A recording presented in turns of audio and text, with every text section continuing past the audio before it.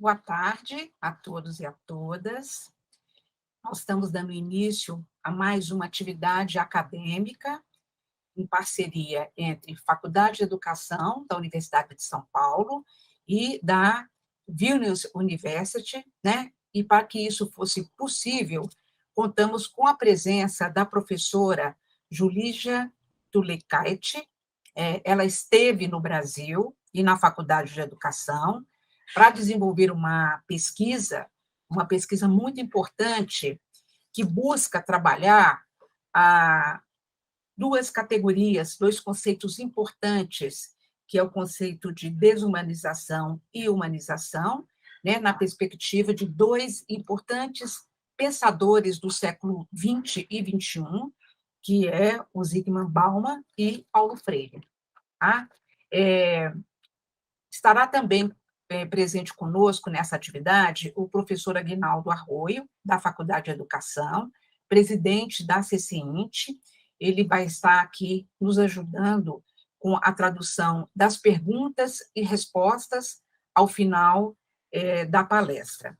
É importante a gente dizer que essa atividade ela teve todo um preparo importante para que a gente pudesse ter uma tradução da palestra, da ótima palestra que a professora Julija fez conosco, né? Então, a gente fez uma gravação, depois fizemos uma legenda, então está legendado, é uma palestra que ela foi muito cuidada, com imagens e tudo, para que ela pudesse ser tanto circular e ser vista no Brasil e também em outros países de língua inglesa. Então, eu quero agradecer muitíssimo à professora Julija por todo esse empenho de estar conosco desta maneira e poder dialogar conosco nessa tarde. Então, a gente vai estar desenvolvendo a atividade em dois grandes momentos. Então, eu vou, primeiro, passar a palavra para falar um oi para nós, da professora Julija e depois do professor Aguinaldo Arroio.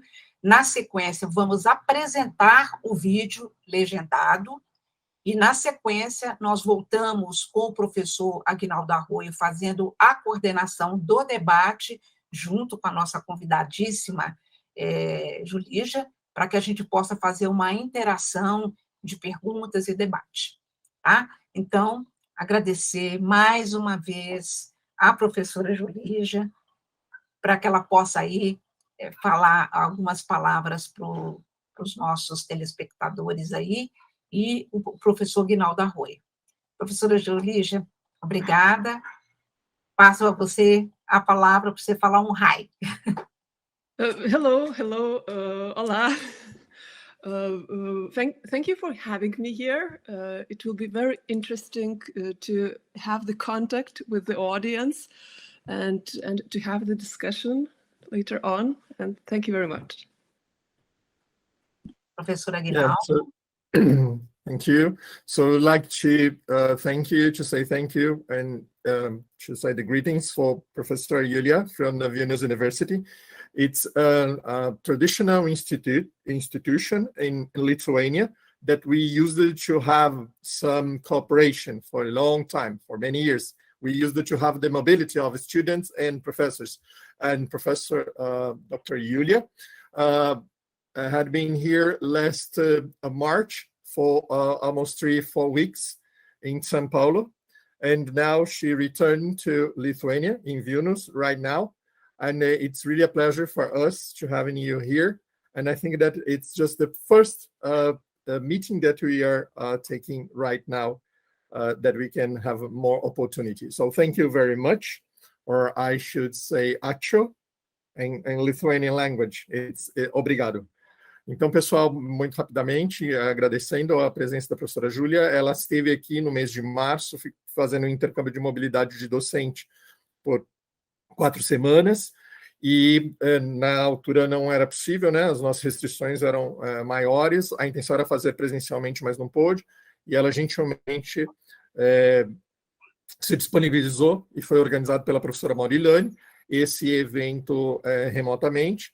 E a Faculdade de Educação, ela já tem uma cooperação com a Universidade de Vilnius, a Universidade de Šiauliai, que agora é parte da Universidade de Vilnius, a Šiauliai Academy.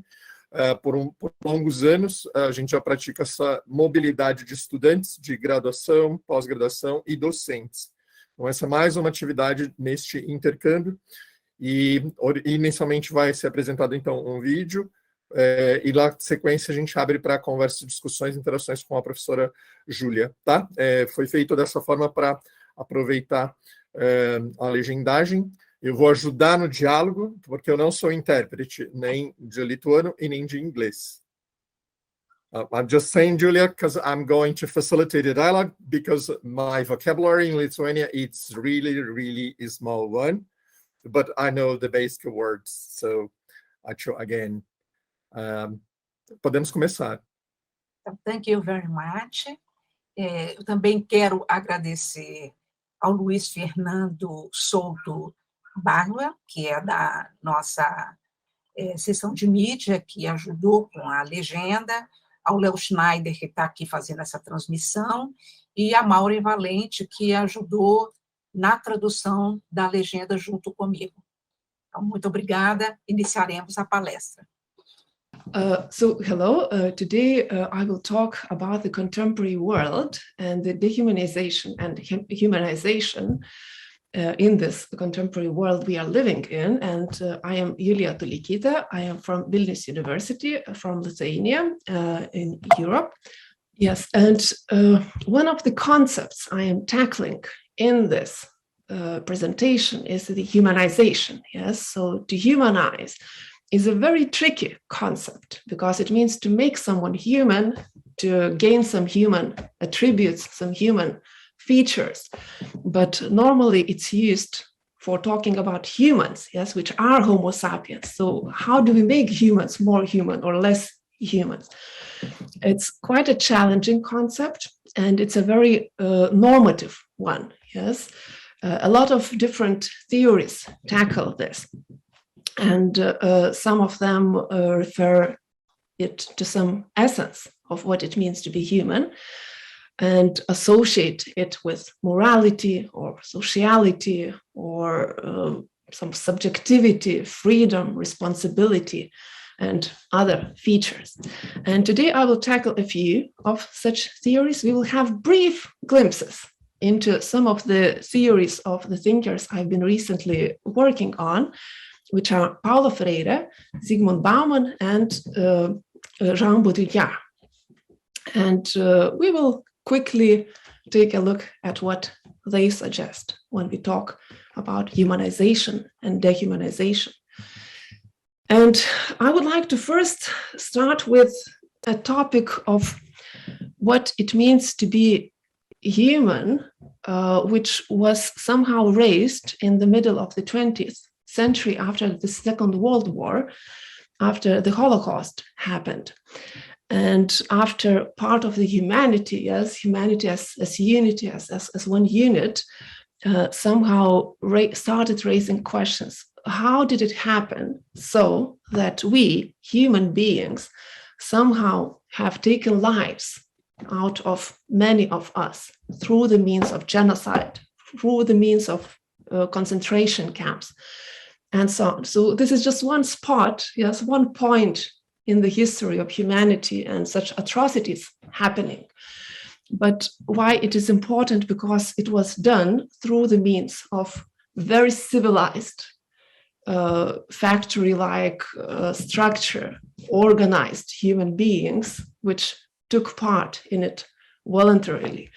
And we can talk about the normality and normalization of it in the very ideas of what it means to be human in the 20th century.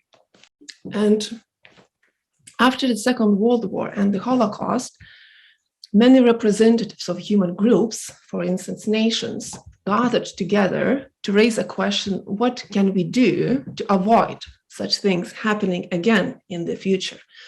So there's this famous saying, never again, that was coined because of these atrocious events. And the irony is that even after that, after realizing that something horrible was done, and it was somehow legalized by our own culture, because wars are legalized in a way. Many more genocides have happened. The Holocaust was not the last one, yes? And I would like to refer to one book here, written by a German author, Erich Maria Remarque, which focuses on the it's called Nothing New in the Front Lines, and it focuses on a story of a few youngsters who go to war, who take part as soldiers in the fights for their country, and they realize the vanity of the war, and how it's futile, yes, its futility, and all the scariness of people killing other people. And when they come back to their homes, and it is described in another book by the same author, which is called A Way Back Home, Road to Home, they meet other young people who are ready to go to war again. They are ready to fight for their country. They feel that the end of the war was not fair, and they somehow want to achieve justice through the means of war. That means through the killing of other people.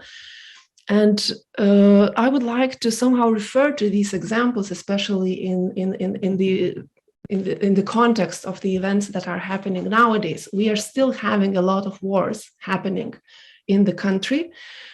I would like to refer in this context to what human beings treat and regard as very important aspects of their lives, or of lives being taken, and how this knowledge could be portrayed to other people. Is it an individual decision? Yes, that I go to war, I am a soldier, I see what is happening there, I realize the futility of it, yes, and then I say never again.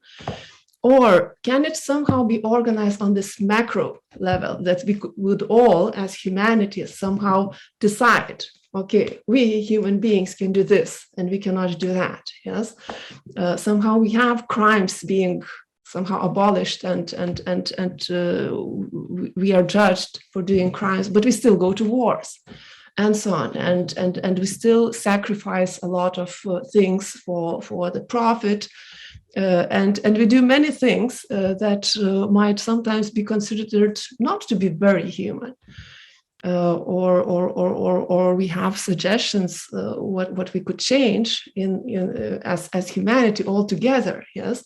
But this dramatic tension between the individual and the society is not an easy thing to solve, yes, and to organize. And today I would like to talk about some organizational levels, yes, about how dehumanization can be organized on this macro scale level, yes, not by individuals which make free choices, but by some kind of status quo or power structure, or habits which are culturally inherited during years and years and tens, decades, or even centuries, yes, and are deeply rooted in our culture. So one of the aspects I would like to tackle is Zygmunt Bauman's idea of solid modernity. It's a state of humanity which he detected in the 20th century. And it has these features of working a factory-like system.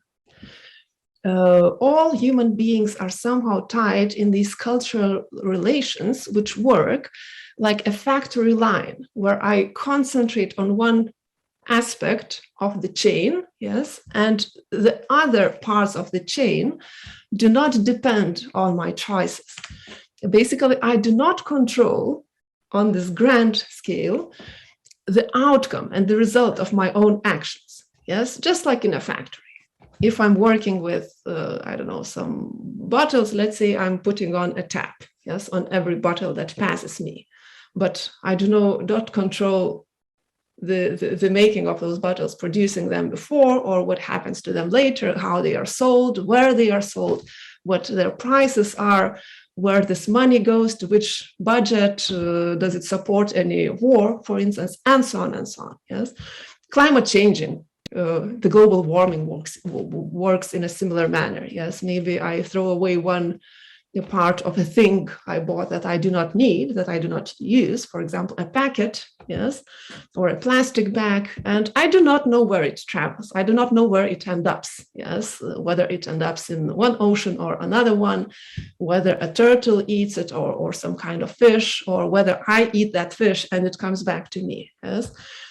These are all details which somehow get split, yes, they're like episodes, and they work in this big system of organization. And one of the aspects that is very important to my relation, or human beings' relation to this structure, is some kind of moral indifference that comes along. Zygmunt Bauman calls that adiaphorization. It's a concept for talking about how we human beings bracket our morality, yes, somewhere, and do not use it for a while. So imagine that, and this was used in the Holocaust as well, according to Zygmunt Bauman, and he wrote about that a lot in his book Modernity and the Holocaust. And he ended up with a conclusion that the Holocaust was a result of modernity itself that could be predicted. That the very factory-like structure which allows us to somehow bracket and even requires us to bracket our morality somehow pushes us into these immoral actions.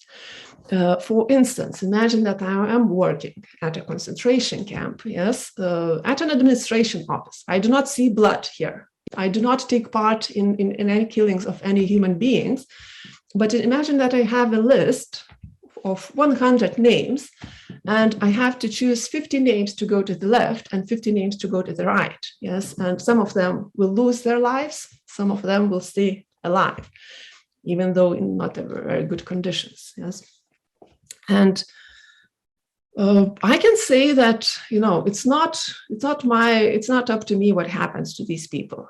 I am only writing names. Yes, I do not do anything immoral. Yes, so in this way, I bracket my morality. I suspend it for a while, and I do not raise moral questions about what happens next or what happened before.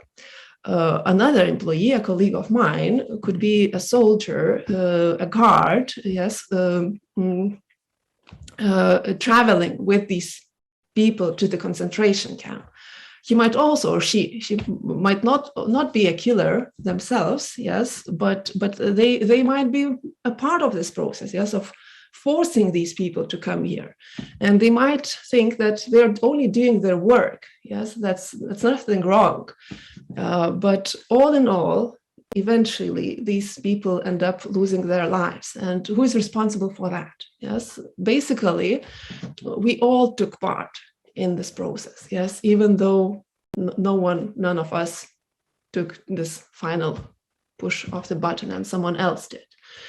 Hannah Arendt also wrote a lot about the normality of evil, how it is normalized, and some of the people which made these huge atrocities, inhumane things, they could be look like wonderful parents, and they could be respected by their colleagues, by their neighbors, by their families, but in some places they do bracket their morality. And Zygmunt Bauman uses this metaphor of tranquilizers or painkillers, yes, the sleeping pills, which people sometimes use to become less sensitive, yes, less sensitive to details, less sensitive to worries, less sensitive to pain, and so on. And reality is painful sometimes, yes, and human relations are painful. Probably being human, yes, one of the theories of what being human is to feel pain, yes, both physical or psychological, social pain, and so on.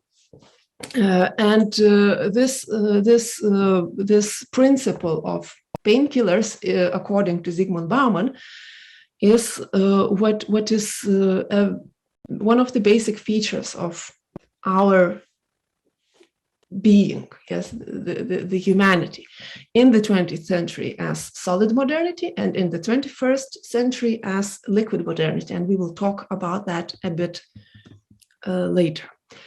Now, I would also like to refer to Paulo Freire here, which is an earlier thinker, yes, a predecessor of Bargmann, who suggested his theories before, and who is very important to the concept of dehumanization as such, which he formulated in the 20th century with reference to the Brazilian context, yes, of all this previous slavery structure, and the tension between two classes, two groups of people, but which is very important today as well, when we think about people who have power and people who must subjugate to that power, yes, who must somehow comply with this status quo structure.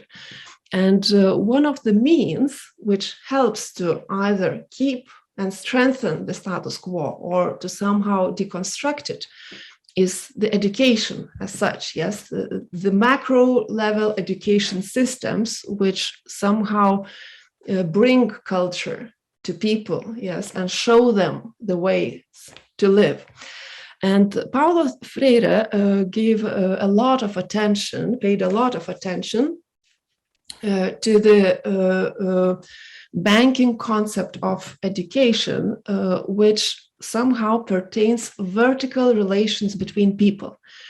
In this concept, in this educational system, which was quite prevalent at those times, and unfortunately is still prevalent at some education systems all over the world even today, is that students are being treated as objects, as some vessels to be filled in with knowledge by teachers who have that knowledge, yes, who have this power to somehow transfer the status quo content to the students, as if they were bank accounts into which money was put, yes.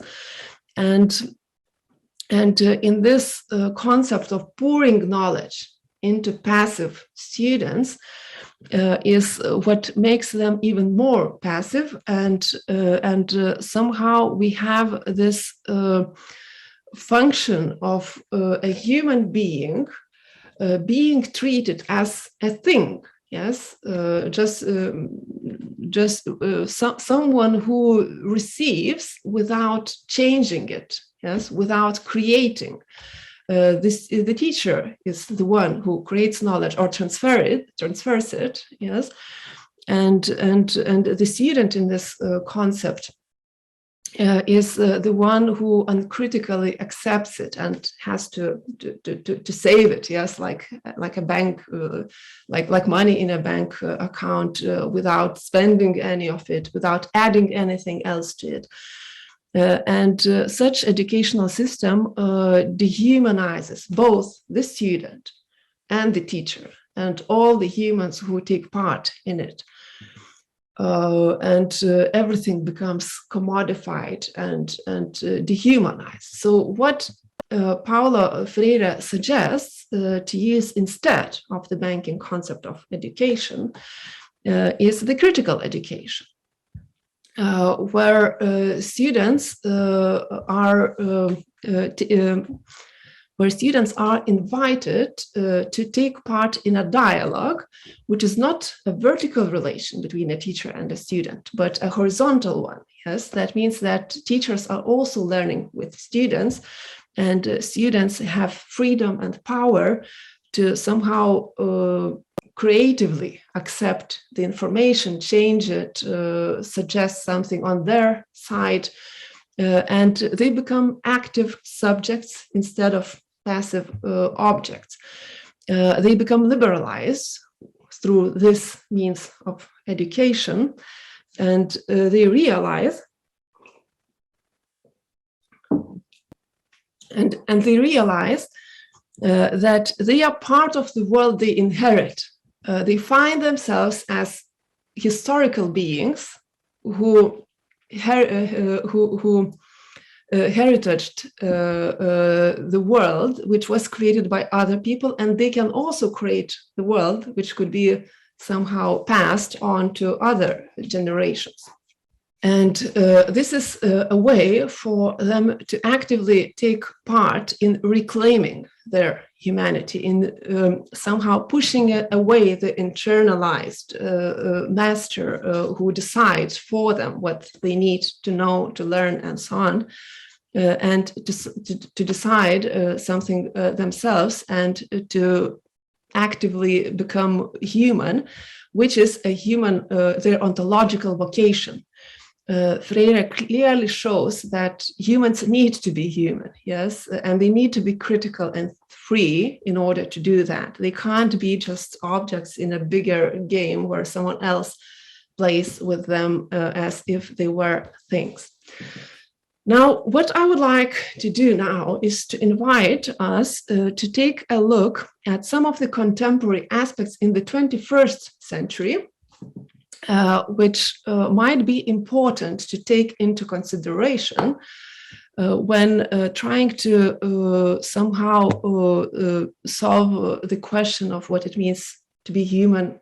And here I would like to come back to the ideas of Zygmunt Bauman, who after the liquid turn in the year 2000 started writing about liquid modernity when referring to humanity, instead of the solid modernity he talked about in the 20th century. He noticed some very important change in this social macro structure that humanity has gained. He compared it to liquids traveling or moving around and meeting certain obstacles. So imagine that we deal with water and we pour some water into a glass, yes? It will take the shape of the glass. If we pour the water into a jar, it will have the form of a jar, yes? If we spill it on the floor, it flatly covers the flat floor, and so on. With as a result of globalization, technologies, individualization, humanity, according to Zygmunt Bauman, becomes liquid in many aspects. Just like the economical aspect focuses on the neoliberal tendency of treating profit as a priority, a very similar pattern is followed by human relations as such. Karl Marx has already talked about the cultural model following the economical model, yes, and both of the thinkers I mentioned have experienced influences by this thinker. And in the 21st century, it can be viewed as economical model prevailing in social relations. What Zygmunt Bauman talks about here is the society of consumers into which humanity as such somehow turned themselves. Somehow, all aspects of human life became commodities, just like the commodities on a shelf in a supermarket, where people choose each other by their looks, by their price, by whether they are new, whether they are shining, whether they are flexible, and so on.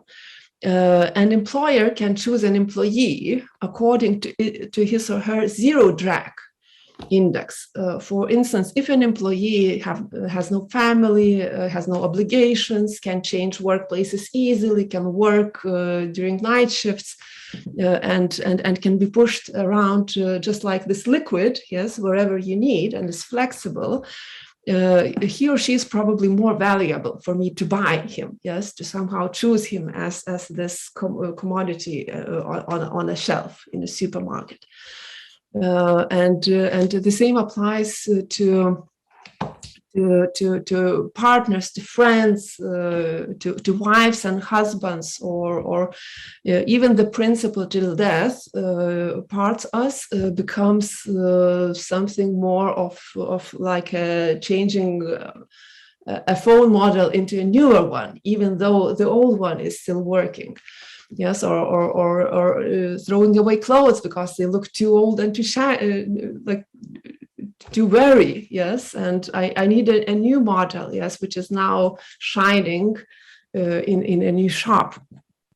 And this model somehow penetrates all the aspects of human life.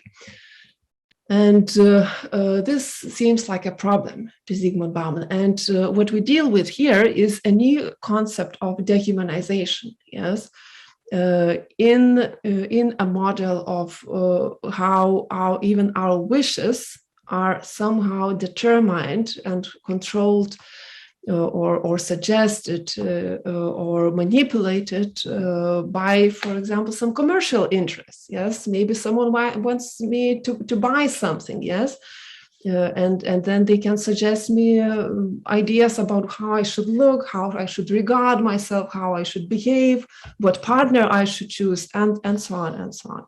One of the results of such principles is that not all members of society can take part, not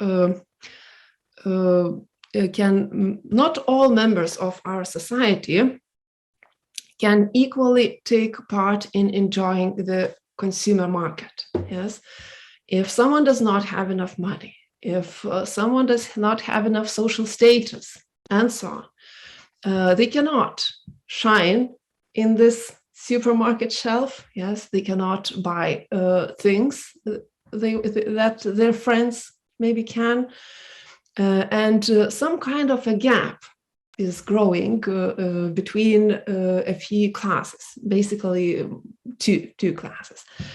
Or sometimes Zygmunt Bauman refers to one of the classes as the underclass. Yes. And he uses a lot of metaphors for that. And one of the metaphors is dividing humanity into tourists and vagabonds. So the tourists are the one who have a choice in this consumer market. If they want to buy a ticket to Australia or Tokyo or New York or Cape Town, yes, they can buy the ticket. They can fly there with their suitcases and they can travel around, communicate with local people, and so on. Now we can also have some local people who do not change their place on the planet, yes, who do not travel and who do not move. But in times of globalization, the planet moves under their feet. The globalization comes to them without them even asking for it. Yes, a company comes and a multi-transnational company, corporation, yes, comes to your village and starts selling goods, starts selling lemonade, which is more expensive, cheaper than water, and so on. Or tourists come, yes, and they take your pictures and they shine with these nice or not nice clothes, which they have bought yesterday or the day before yesterday. And basically, some people do have this consumeristic choice, even though in some sense it might not be a choice, but it might be a manipulation by the consumer market, where people are sold ideas about what they need and what their needs are. On the other hand, we have vagabonds who suddenly find themselves without their homes, but not like tourists, yes, who are staying at hotels, but someone who is without a place, yes, in this time of globalization. And this is also some kind of dehumanization where the human needs, the basic human needs, might not be heard as people start looking at others as if they are things, as if they are commodities. And a very important aspect of this is that they start regarding themselves as commodities as well. Even an individual has to sell himself or herself, maybe to follow some trends of how they should look, or to have a very nice social account on a social media platform, and so on and so on. There are many ways humans are forced to somehow sell themselves. And one of the outcomes of this is that space and time become social entities, social units of measurement instead of physical ones. Whether I can go to Australia depends on whether I have money or a nice social status to go there, yes? And if I do, I can reach it in 24 hours or less, yes? I think it's less, it depends on where we go from. If I do not have money or social status, it can take a few months for me or a few years, yes? I don't know, maybe I have to construct a ship myself, yes? And to row a boat, yes? I'm hyperbolizing, yes, but it took a very long time to travel from one continent to another one. For instance, in the 16th century, yes, and it was physical. It was space and time could be felt physically, perceived and encountered physically. Now it depends on these social constructions, these imaginary concepts of money, yes, these symbolic values. Money is a piece of paper, yes, or a number in a bank account, yes. It's just that we all believe in it, and somehow, if I believe in this number, I can exchange my service into someone else's service, yes. I can teach someone, and then I can get money for that, and then I can I can buy a tomato, for instance, yes, or something else. And all this social world, the sociality of it, somehow starts becoming more powerful than the physical world. Yes, the idea of some international corporation coming to my place and cutting off all my trees and selling them might be regarded as something nice, yes, if we focus on the money, on the profit, people will get jobs, yes, it's so nice, and so on. But if we take a look at the physical world, yes, what we see is that our physical space, our territory is destructed. Yes, we are taken away of something very precious. And maybe even some pollution follows that, and some big losses which we are not ready to encounter, and the transnational organization is maybe not preoccupied with, and so on. And the challenge of this social world to the physical world becomes also quite important. Especially if we tackle the responsibility as one of the questions of what it means to be human, yes, whether humans should take care of lives around them, even though they are not human lives, and so on. One of other aspects that could be tackled here is the representation of reality, which has also changed in the recent decades. It has started in the 20th century, and Jean Baudrillard, a thinker of those times, has suggested quite nice theories on that. But before this, I would like to focus shortly on what traditional representation of reality was before the 20th century, before the 16th century, and so on. So one of the main ideas of what truth is that it is a representation, a correct representation of the state of things, events, and so on. So if I tell you that it's raining outside, yes, and you take a look and you see rain there, you can somehow see, you can make sure, yes, yeah, you can see that I was telling you the truth, yes. My sentence, which was a representation of reality, is a correct reflection of that reality, yes. And that is the traditional classical concept of what truth is. Of course, it gets more complicated, yes, if we are not talking about facts, yes, but about opinions and cultural views and so on.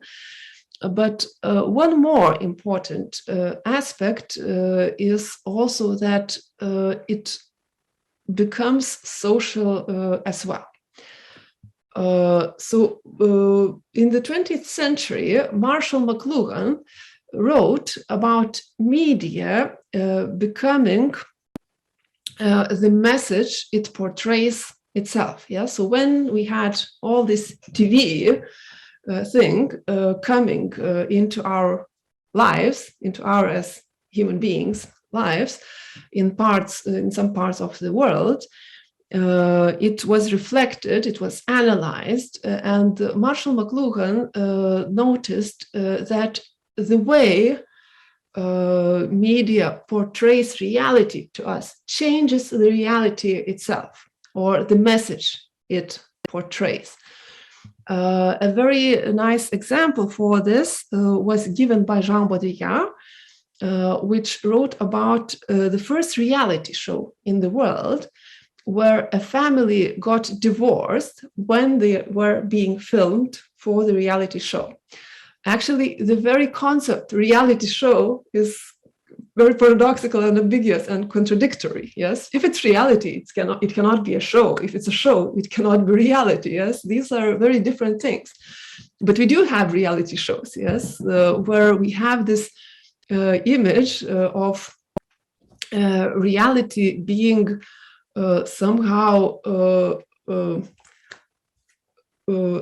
transferred to people who do not take part there, yes, and it's real, yes, it's unchanged, as if the media, the camera, was very neutral when participating in this event.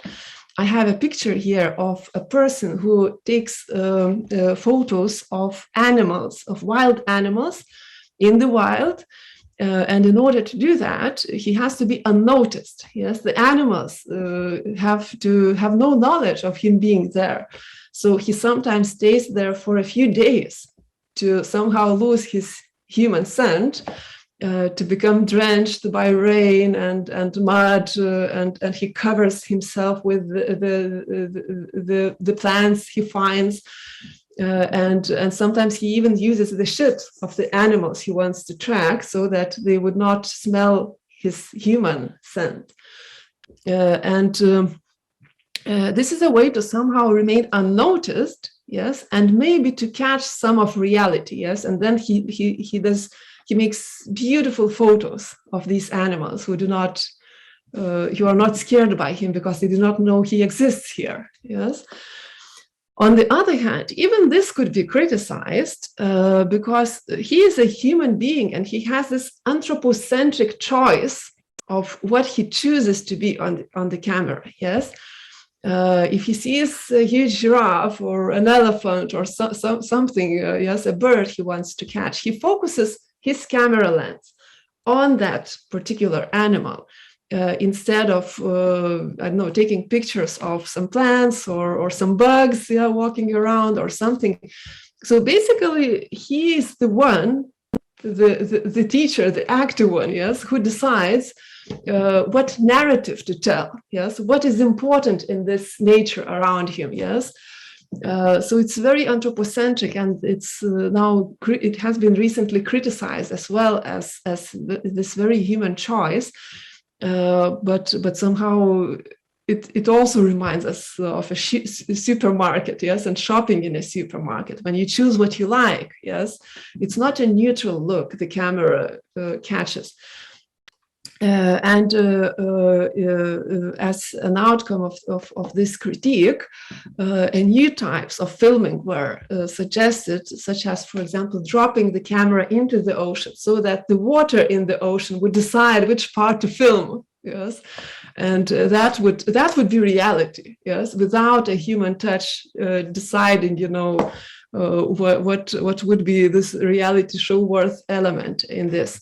So coming back to the case of the reality show, the question that Jean Baudrillard raised was why the family got divorced. Is it because they were being filmed, or is it really the reality that camera just accidentally and neutrally somehow caught? Yes. And it's actually impossible to answer to that, probably, yes, because the reality and the show got mixed and intermingled, and you cannot somehow separate them nicely now, yes. Those people knew that they were being filmed, and it probably has affected their behavior. We can refer to Michel Foucault, who suggested an idea in the 20th century as well, about how we humans are disciplined by the society, by being punished. He referred to an idea of a prison, which was called panopticum, where you can see all the cells and all the inmates, all the prisoners in the cells, but they cannot see you. Yes, it's an asymmetrical relation. So whenever they do something you, as the guard, do not want them to do, you can punish them, yes? And they never know when you see them, so they feel observed all the time. So eventually, after a few punishments, they start being afraid of being punished again. So basically, what happens in the long run is that you do not need a guard being constantly in this prison because the inmates internalize the guard themselves. Yes, if they take a look at the camera in their cell, or I don't know, a window glass mirror, or some other structure which allows the guard to see them, and they do not know if they are observed at the moment, they start observing themselves, yes, and they stop doing things, yes. Maybe the guard didn't want them to dig a hole with a spoon to make a tunnel, yes, to escape.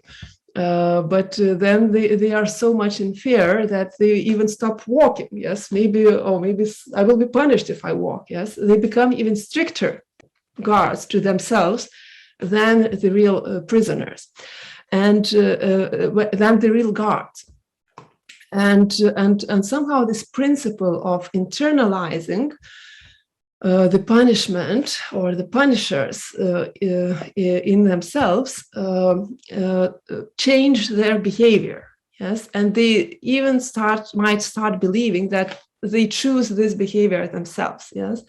So whenever we are observed by a camera, we might to be our best versions of ourselves, yes. Or if I'm uploading my picture on a social media platform, I probably want to look to be a good representation of me instead of being the worst one, yes, that I can find. Not necessarily so, yes, but the tendencies in the consumer markets are usually like that. So if a camera is catching every action people do on a reality show, it's probably not reality anymore, yes. And a lot of influence is done by the camera itself, by this eye, which is not invisible, which actively takes part in the reality it catches. And a very convenient concept to explain what is happening here was suggested by Jean Baudrillard, which is simulation, a concept of simulation. So we might have experienced it ourselves, maybe not, it depends, yes, but some children, when they do not want to go to school, try to pretend that they are sick. I don't know if it's a peculiar problem to Brazil, but in Lithuania, where I grew up, usually when I ask my students if they have ever pretended to be sick, all of them 100% raise their hands. And I did that myself when I was a child.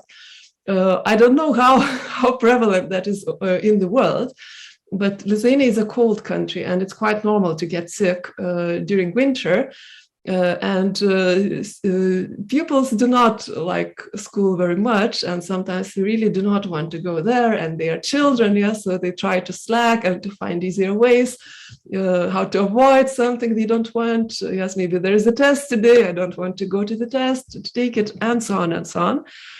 And what many of my students experienced, and I did it myself, is that when you try to pretend that you are sick, you focus on these signs that you have to somehow show, yes, to your parents so much that sometimes they become reality, and you're not pretending anymore. Sometimes if you want to think that you're very tired and very weak and your head hurts, it starts hurting, yes, and you start being weak, yes, feeling weak in reality. So what we have in this principle of simulation is again a very important change in this classical conception of truth. Yes, the one that I mentioned, the correspondent notion of truth, where I can say that it's raining, yes, and you can check whether it's raining or not, whether it's a fact, whether the representation of the fact was correct. Yes. Now, when we deal with social world, the truth becomes much more unstable in its relation with reality. What happens is that the way the reality is represented can change the reality itself. As an example, a bank has most of our money. Yes, let's imagine a situation like that.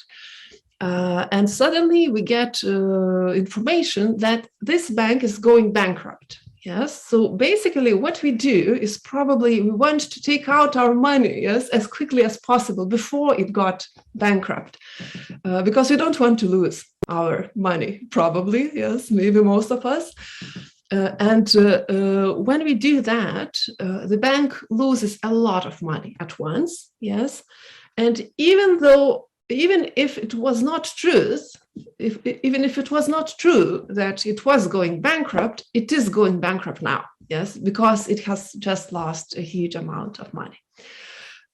This is an example of how self-fulfilling prophecy or hypothesis work.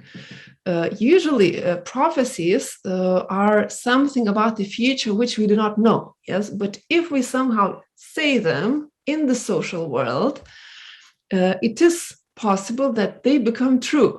Yeah, it's a paradox, but that's how social world sometimes works. For instance, if we get information that all graduates this year will study this exact discipline, the students who read this information might choose that very discipline because they read it, yes, and even if it was not truth, it is truth now, yes. Or we can have a self-negating hypothesis, where maybe the student wanted to choose that discipline for his or her studies, but when he or she read that it's the most popular discipline this year, he might pick another discipline, yes, and maybe none of the students which wanted to go there suddenly would go there, yes. So the way reality is portrayed somehow changes the reality itself. Just like if a scientist wants to look how blood functions in a toad, for example, a frog, yes, and cuts it open the blood stops circulating, yes? So sometimes we, as researchers, can change the very object we research on by the means of our research, yes? That's the irony. A few more examples that Jean Baudrillard gives about the contemporary world are, for example, a person who pretends to be a bank robber goes to a bank, yes, he has a gun that is not real, yes, and let's say that he just wants to make a joke, yes, okay, now I will pretend I'm robbing a bank, yes, but when he goes there with the mask and with the gun, yes, the reality starts reacting in real actions, yes. Maybe someone has got a heart attack, yes, when they saw a criminal coming into the bank with a dangerous gun. Maybe the police will come, yes, and will arrest you. Maybe you will get the money you do not need, yes, and you will successfully rob a bank or something like that. So the paradox is that even if something is not truth, yes, it can change what truth is. And that's what makes it very tricky in the contemporary world to somehow deal with reality, because even the way we deal with it can change the reality itself. One more concept that Jean Baudrillard uses for talking about the reality of nowadays is hyperreality. Where he notices with which, so one of the concepts Jean Baudrillard uses is the concept of hyperreality, and he uses it for describing the mode where reality is not real enough for human beings. And here I would like to refer to one advertisement that I've seen on TV. It was an advertisement of washing powder used for washing laundry. I don't know why, but it was somehow very much focused on women. I hope it's not only women that wash clothes, yes. But that was an advertisement like that. And there were two women talking to one another, and one of them asked the other, what is this nice scent? Yes, I can scent roses. Yes, what's that?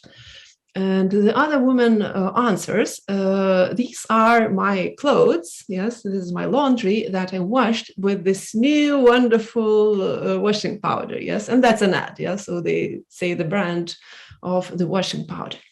And then the camera eye shows us clothes, yes, the laundry being hung next to a bush of roses. Yes.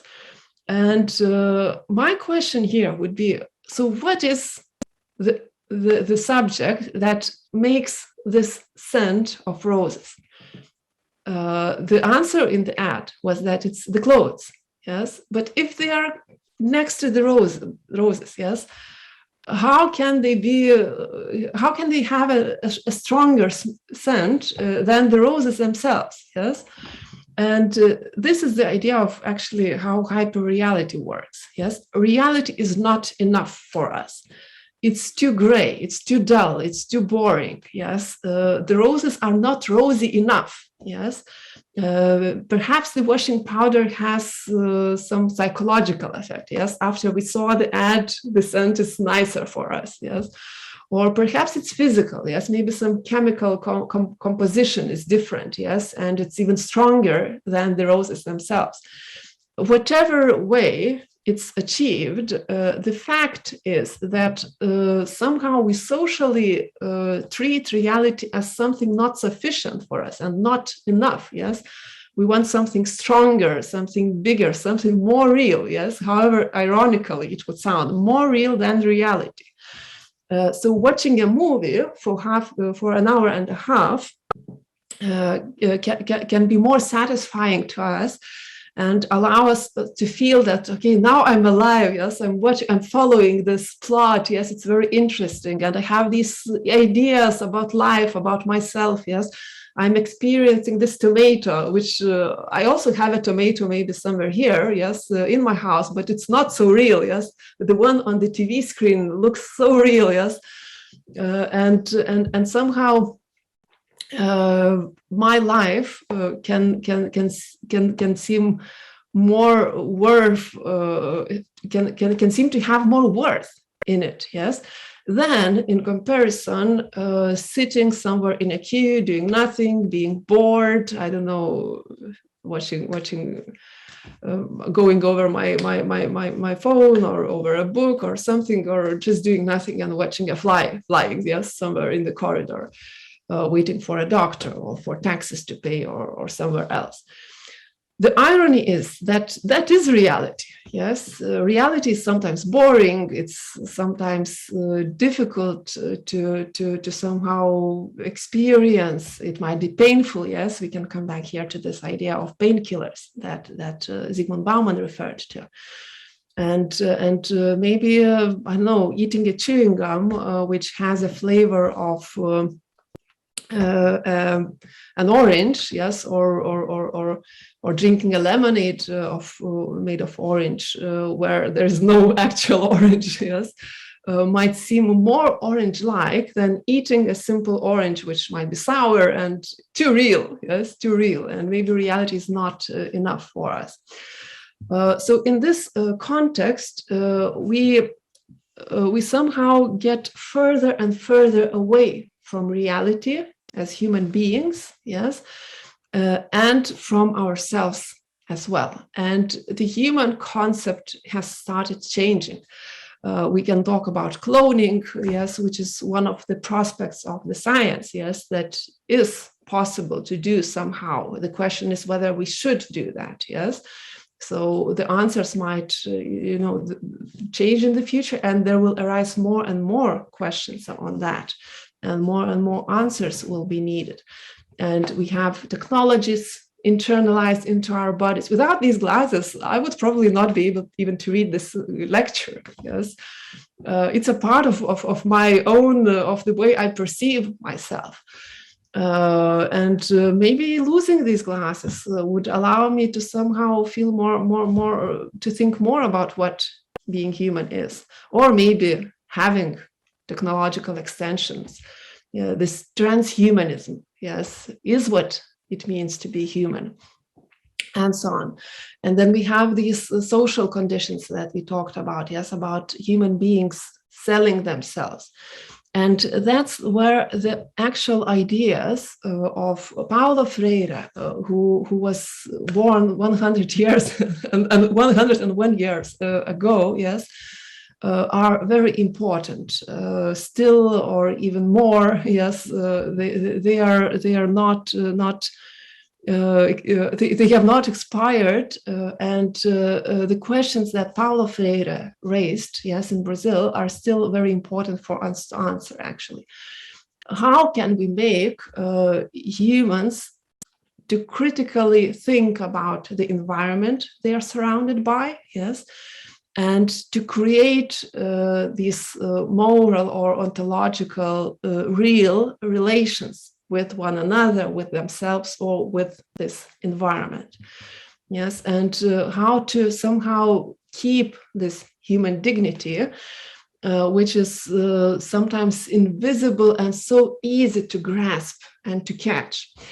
The word dignity in the Lithuanian language is orumas, and the word air in the Lithuanian language is oras. So I really like this similarity, which might be accidental or it might be not, but basically dignity, the word dignity is somehow connected to the word of air, yes? And I thought that this similarity is very symbolical, because we cannot count dignity, yes? It's not something like we cannot sell air in a supermarket, yes? We cannot measure it, we cannot weigh it, we cannot compare, and give a price that your dignity is better or your dignity is better, yes? We cannot have Olympic Games for air, yes? but somehow, and it even looks as if air does not exist. Of course, there are many ways to check it, yes, and I'm hyperbolizing, but in a way it's invisible sometimes, yes. But it's very important. It's very important for us to breathe. And I've put a balloon here on the slide, which might be criticized because it's a way of plastic, and actually balloons are not a very good way to make our products, yes, because it's a huge pollution. But as I use it as a symbol for being something big, with the help of air, yes, and that's how dignity works. Maybe it might seem that there's nothing inside, yes, but it makes this huge surprise to someone, yes, and you can give it as a present and make a child happy, for instance, or a human being happy, yes. And the trick is that dignity is sometimes as invisible as air, but it's very important for us to think about that. And what Zygmunt Bauman suggests in his 21st century books is actually not expressed directly. We can read it in between the lines, where he suggests that the situation he describes about the world today, the contemporary world, is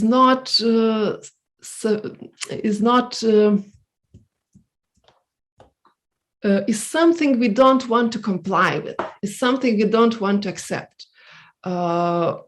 Many of his readers, when reading his texts, realize that they do not want to live in a consumer society, that they do not want to treat other human beings as objects, as things, yes, and they do not want to tell themselves as a thing. They want this dignity, and they want to be true to the world, yes, to somehow have this nice connection to the reality. And the way Zygmunt Bauman suggests this is with the means of metaphors, and his method is called humanization through metaphors. To think, as Sophia Marshman and Michael Hud Jacobsen suggest this term for what Bauman does. And my idea, one of the ideas of my research, is that is what makes Bauman's theory a critical pedagogy in terms of what Paulo Freire suggested critical pedagogy to be.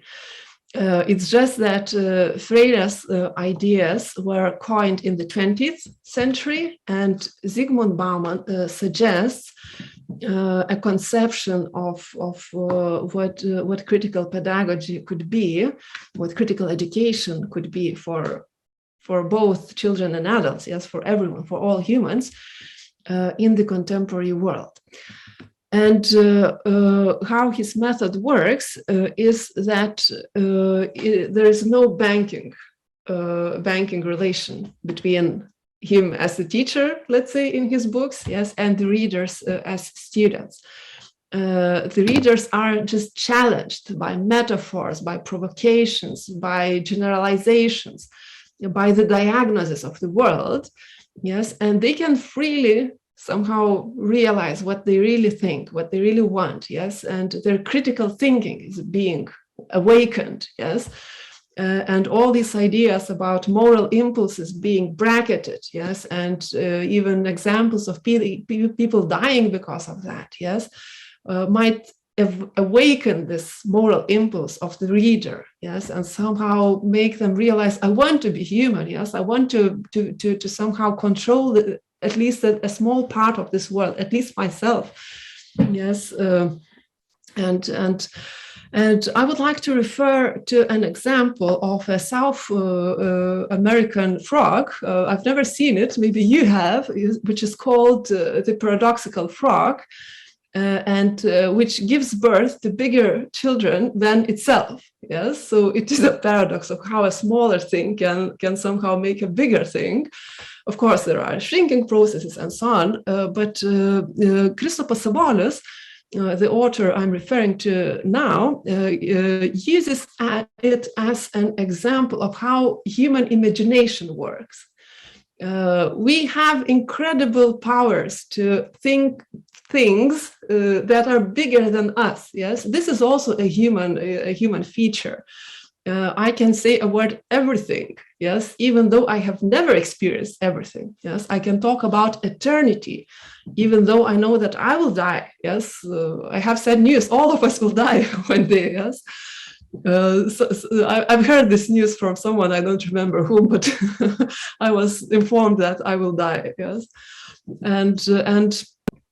and we can think more than we have ever experienced or found in ourselves or in the world we traveled around. Yes, there are still so many places I have not visited. Yes, but I can get knowledge about that. I can get information and I can create combinations with that information and this is what imagination allows us as human beings to feel solidarity with, even with a person that I have never met in my life. Yes, and so on. And when we talk about humanization, one of the important aspects in the world of nowadays is probably to find this alternative for the way the world is going today. Yes, and such examples can be this huge urbanization with all the pollution, with people using cars, yes, in developed, so-called developed countries, and then we can have huge traffic jams where one person is taking one car, yes, and there are 3 seats empty next to him, and a lot of pollution then, and I mean not only this pollution of air or waste, but also of cars taking place in cities. Yes, a car is usually used for going to work, coming back from work, if your work is not driving. Yes, is not driving a car. But most of the time it's just standing still somewhere. Yes, so when you come back home, maybe you have visited a few places, yes, gone shopping, I don't know, brought children to somewhere, yes, but then you came back home and then you leave your car for the entire night maybe, yes, and it's just standing and taking place in the city. And then we take a look at the city, we will see a lot of cars, yes, especially in these very urban places, very urbanized. And then how can we get this air, yes, fresh air or fresh ideas and say, okay, stop, I have another suggestion. We human beings can go a different path, yes, a different way. Let's do this or that.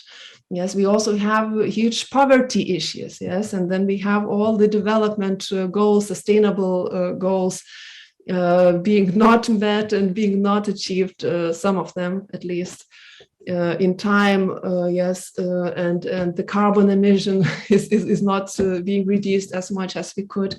And we have the global warming, yes, and it seems that where is the humanity going? Yes, we are destroying the planet we live in, and it's getting worse and worse, and we are still not stopping it. Yes, why? What is happening? Yes, do we realize, yes, what is happening, or do we live in this imaginary reality, which is more real than our real reality? Yes.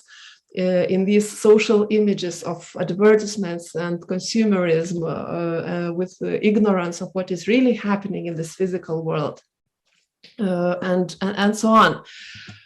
Yes, and then we have these amazing moments of individuals suggesting their own ideas, such as this girl who was underaged, yes, and with Asperger's, yes, and a girl. So there were many aspects in which she had no power. Yes, she had to go to school, but then she chose not to go to school and to say to grown-ups, okay, this is the world we will inherit. Yes, our generations will have to live in this, and you're not giving us any decisive power towards what world we want to have when you leave it to us, yes, when you pass it to us.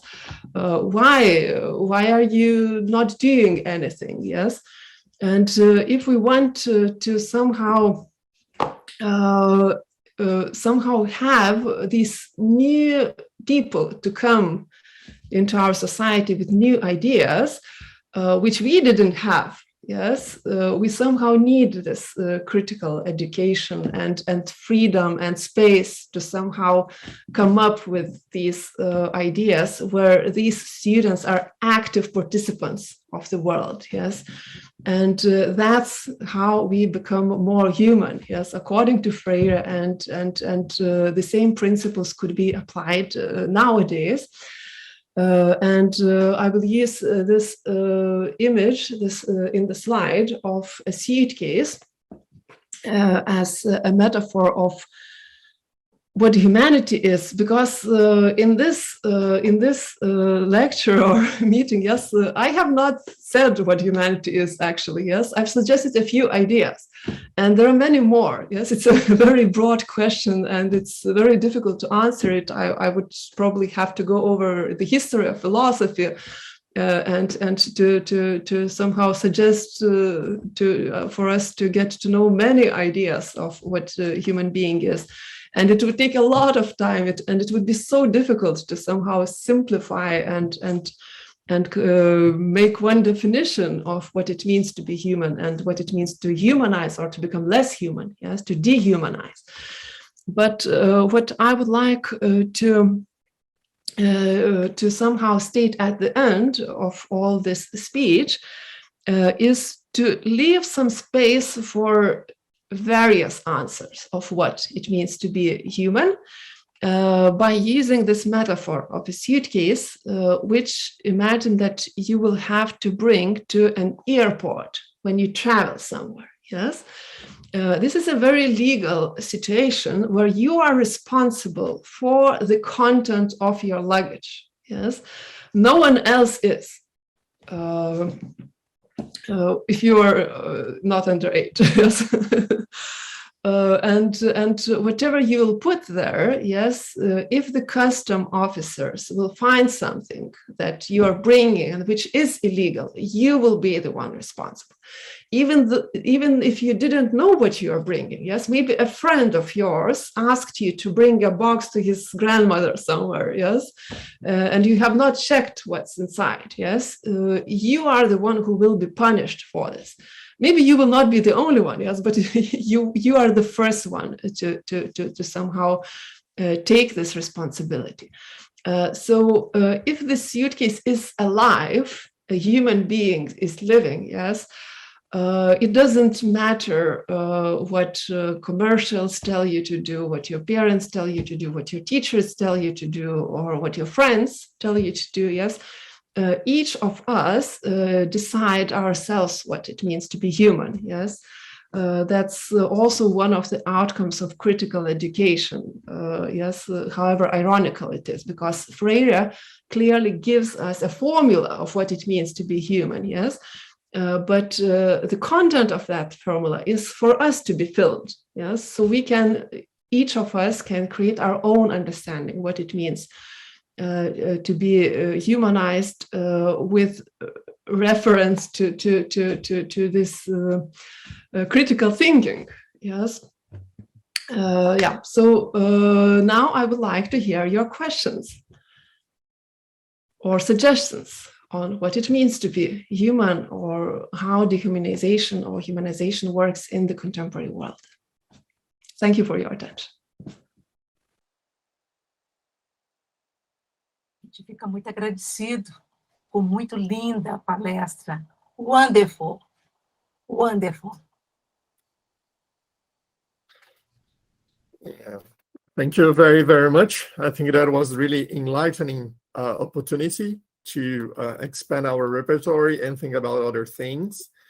And we can start with some questions or comments that we can have from the audience at the chat.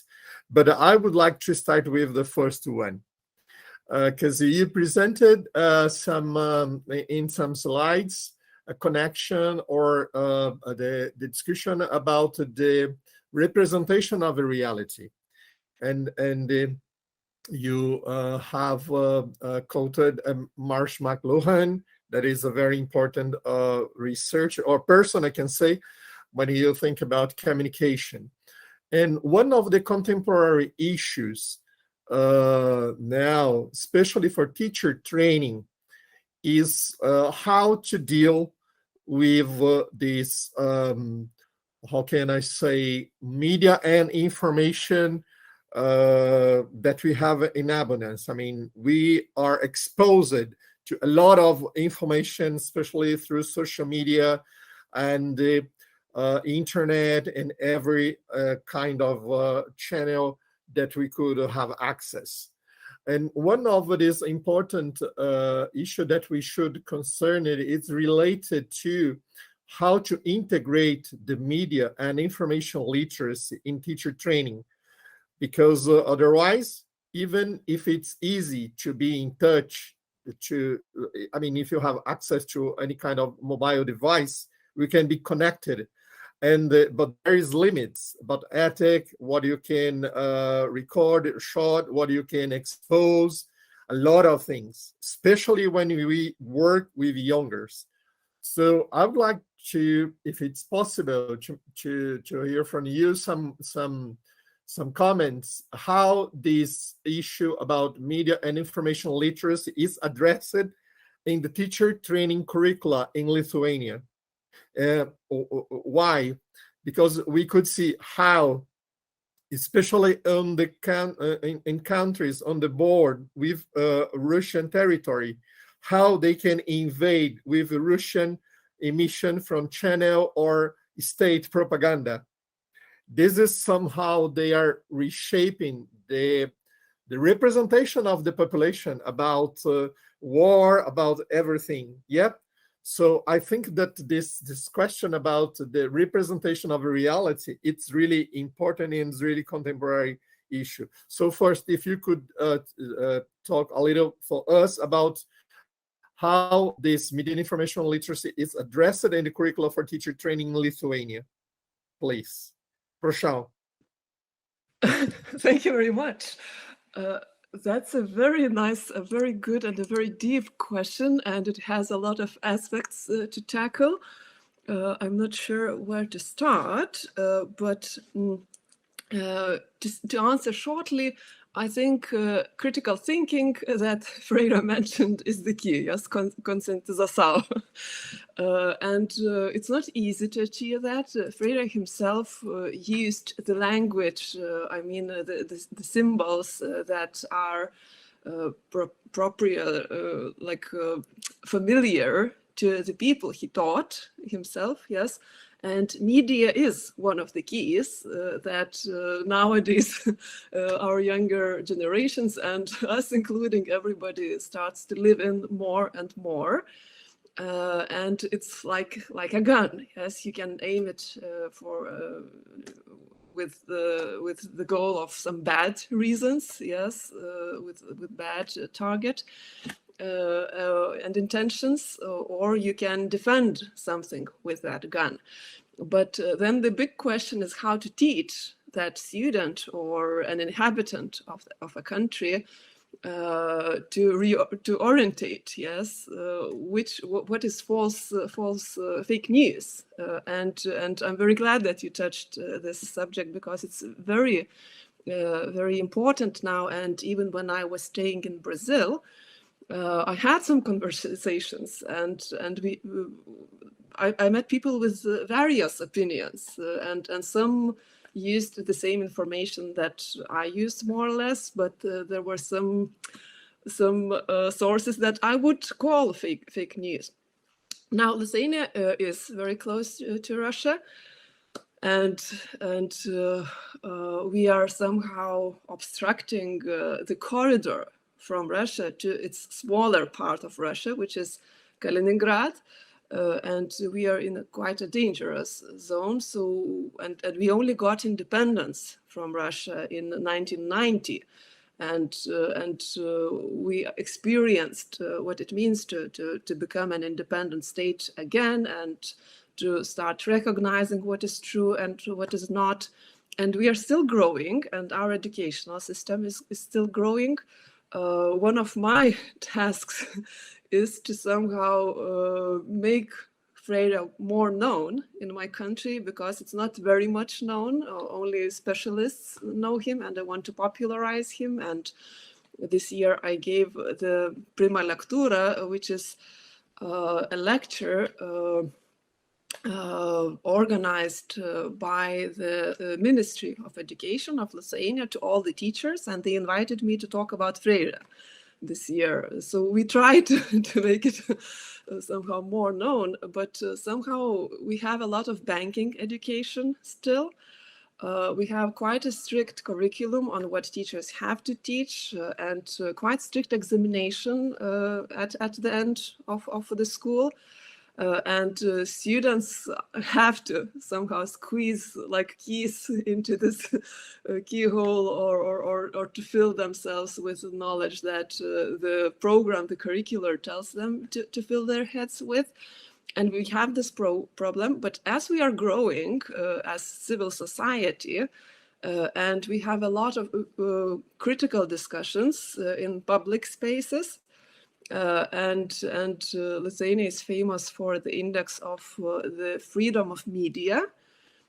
Somehow having this accessibility of varied information, of learning to recognize what are arguments and what are fake arguments, like these so-called logical fallacies, like the ad hominem, yes, personal appeal, or the strawman argument. I don't know if I should comment on these or not.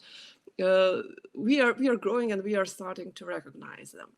But there's hybrid war happening, and a lot of fake accounts are created on social media, and fake people are like programmed, like robots are programmed to give comments under the articles, and there is this trying to somehow there are some let's say ideas which do not come from our country that do circulate in our social spaces. But that's part of democracy. It's very nice that in democracy you can have free speech, and somehow we grow with this. And with liberty comes responsibility.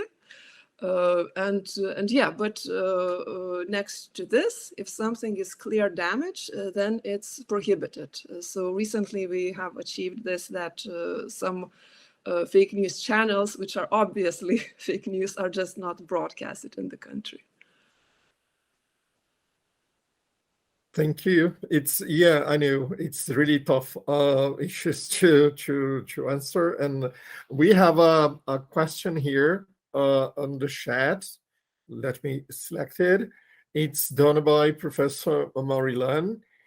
She would like to hear about what's the role of education in the process of humanization and dehumanization according to Bargmann and Paulo Freire. So it's basically what I was talking about. So now I just think how to portray it. But like Bargmann was talking about liquid modernity. So the education he offers is some reaction to the liquid reality, to this constantly changing reality. But he's a postmodern thinker. So that means that he does not give a very complete theory or a very obvious model of education. So when I was talking about the humanization through metaphors, I could call it a method, but Bargmann would not like it being called a method, because method sounds very like from banking education, yes. And it's some kind of attitude that allows you to interact with the knowledge you receive in a very active way instead of a passive way. But these words that I am now referring to are Freire's words. So basically, I try to somehow find this mixture, yes, of this active subject and passive object in this vertical relation being dehumanization, yes, and talking about humanization. So in Freire's case, it's conscientização, yes, but in a bit modern manner, yes, of the 20th century. And then what we can find in Bargmann is this more postmodern view with the realities of the 21st century, with all this change of how people act with their social environment, and this sociality, this intersubjectivity somehow changes everything, our physical reality, our relations to other people, our relations with ourselves. And these are the ones that take part in the education, yes. And somehow he reflects this also diversity of what it means to be human. It's very paradoxical, but in a way, to dehumanize is a bit human. Yes, that's what humans do. But it's human in a descriptive way. Yes, like a diagnosis. We check. We observe humans. Yes, and we say, okay, humans do this and that. So this is observation, diagnosis. But then both authors also talk about what it means to be human in this normative aspect, what you have to do to be like human. It's like a moral category or ontological in Freire's case. I don't know if that adds anything to if I answer it. There are so many things that could be used in this answer. Yeah, Professor Maurilane, it's fine. Is it fine? Okay, thank you. Let me check if on the chat, if there are any other questions or comments. No, it's just compliments about or greetings about afternoon, because it's afternoon right now here. But I'll just briefly, a quick question, because it was a research that was carried out in the United States recently, when they selected a group of people that was considered as a Fox News audience. It means these people used it to consume, as you said about consumer, they consume extreme right informations. And during this study, these people was submitted to consume the CNN programs for 30 days. 7 hours per day, they was watching CNN. And after that, they did again some questions that they did in the beginning about, because at the beginning, most of them, they refuse that the statement that there are racism in the United States. In general, they say, no, there is no racism in the United States. This is another discussion. But after this after this 30 days consume CNN programs, they didn't change their position. They didn't change their representation. But they said, okay, it seems that at Fox News, they didn't present all of the information of the reality. They are questioning about what is reality, what is portrayed on this different channel, because they are influenced by the frame according to the ideological position that they have. But in another study that was carried out also by this same researcher, Joshua Callas, they tried to develop awareness through critical thinking for the audience, to show them how the videos could be manipulated by to produce deep fakes, like the recent one that they did with Nancy Pelosi, the president of U.S. Camera Deputy, Barack Obama also, and they try to use this kind of deep fake video to change the historical fact, like when the man arrived in the moon or other historical important facts. It was unbelievable, because according to the results, these people that are really oriented, really toward to the extreme right reality, they refuse, because they say, okay, if now I'm convinced that this video could be manipulated, it means everything could be manipulated. So now we don't believe in anything. It's not just on the material produced by the extreme right orientation, but also a progressive orientation. It means that nothing is real for them, according to the results, what they call this a side effect. So according to that study, there is a kind of limit that you can reach to develop the critical thinking, because you mentioned, yeah, exactly about that comes from the proposal by Paulo Freire. But it seems that they crossed this kind of red line, and people don't believe in anything because it's difficult for them to refuse their belief or their ideology. So in this sense, my question is, if you know some other studies or research that have been conducted about to develop the critical thinking for the population to have an adequate picture of the reality. I cannot say the real picture of the reality, yeah, because it depends on many aspects. So if you know some studies or some other research that you have access or be in touch, for example, that they could develop this kind of critical thinking approach in an educational area concerning related to the reality or information or disinformation or any other kind of things. Thank you. That's a very nice question again. I really like it, and it's complex as well. And I do not know similar studies, but the one you referred to is a really good one and rich in possibilities to find problems to address. And this is also where the postmodern and the modern would meet. Some of the problems you mentioned are these liquid modern problems. And it's very interesting and very nice how Freire's modern answers provide solutions in a way. We just have to somehow adapt them to the contemporary reality. But Freire is talking about how the oppressed need to unveil the world of oppression. So he clearly has this image of what reality is.